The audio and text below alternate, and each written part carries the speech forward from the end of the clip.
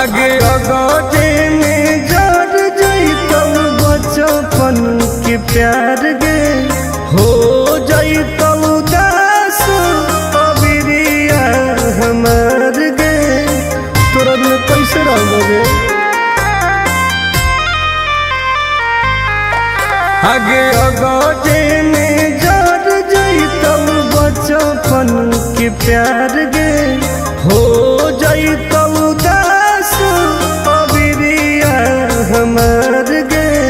रानवा के जगह के लगतौ में हदिया से नूरा ममिया तोहार गे आगे के कारा लगैबै हम रंगवा करे जावा तू तो चली जैनी ससुराल गे आगे के कारा लगैबै हम रंगवा करे जावा तू तो चली जैनी ससुराल गे तोरा बिना मर जेबोगे।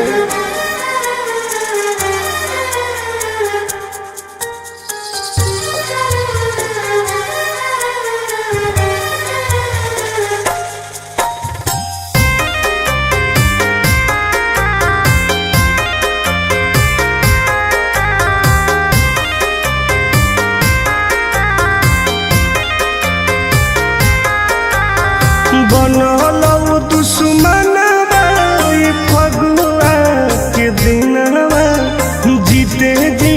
भेजाई देनी हमारा समसनवा बर्बाद कर देलेंगे। बनलौ दुश्मनवा फगुआ के दिनवा जीते जी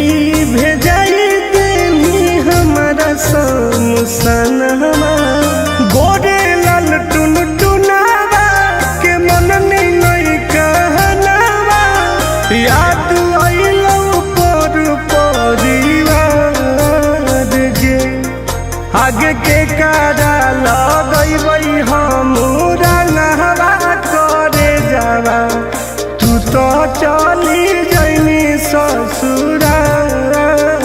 गे आगे के कारा लगैबै हम रंगवा करे जावा तू तो चली जैनी ससुराल गे कहीं तो नहीं छोड़ लगे।